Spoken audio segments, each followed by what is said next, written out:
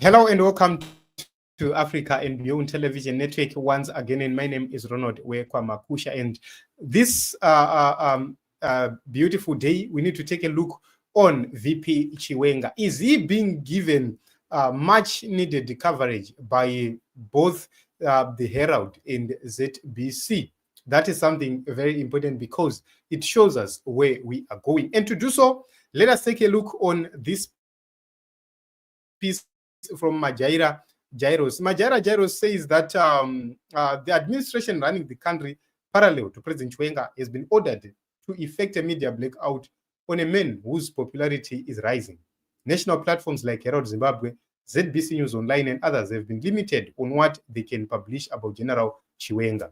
So, looking at this, in the past few days, Herald is the only broadcaster or state newspaper which was quite covering Chiwenga to some extent.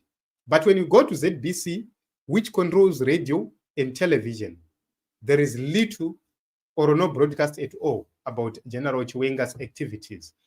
Then you look at what is happening, you see the Tungwararas, you see the Tagwireis much more on these platforms, especially on radio, especially on television. You hear more about the Tungwararas and the Tagwireis, all these people who are parallel.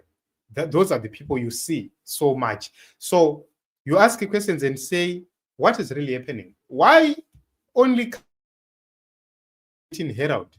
Is because a lot of people won't bother to go and check what is in the newspapers.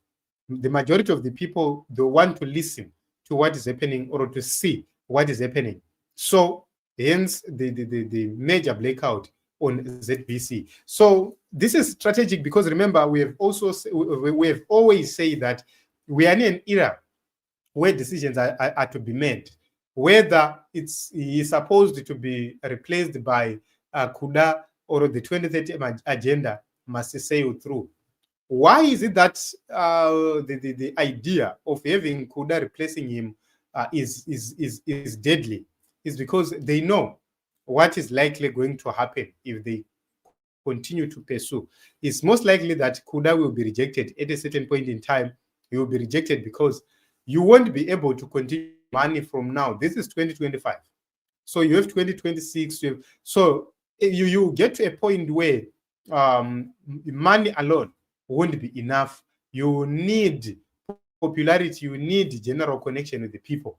And because Kuda is a bad communicator, he is going to then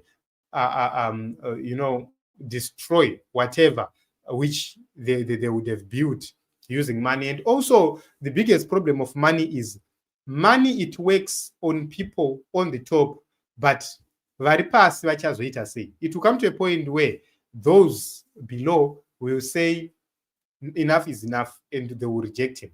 And also remember, the other faction and the other side, they are also strategizing, they are also working so hard to make sure that they control things. They still have important people within, which means it's something else, and it's a very dangerous game altogether. And it also depends because you need to look at countries like the British. It seems as if they are in favor of the Mafidi dynasty to continue. But when you look to the Chinese, they want a different setup altogether. They don't want the Mafidi to continue. So somehow, you will see that those with much greater than the others, they will have to make a decision in terms of who succeeds who within ZANU-PF. And also, there is another quota, which is the security sector. That security sector, they do not trust people like Kuda because of how they are treating everybody and how they are running things. So that lack of trust is deadly because that is what is going to decide who then survives as the next leader of Zimbabwe. And also there is a generational change. And there is also fear of continuation in terms of ZANU-PF culture, which means there is a shift from ZANU-PF to other people. What it means is you will likely get surprised by what is coming. So one or the other, these factions, two factions, are going to take each other out. And once they manage to take each other out, you will see strategic change starting to happen in the nation of Zimbabwe, especially the generals. They are threatened by the culture, which is now within ZANU-PF. What it means is very, very soon, we are likely going to see a change in terms of how things are being run. But the biggest question is, will the lack of coverage of General Chiwenga work? It doesn't. Why? It's because social media is working so hard. People on social media, they are working so hard to discredit the Mafidi dynasty.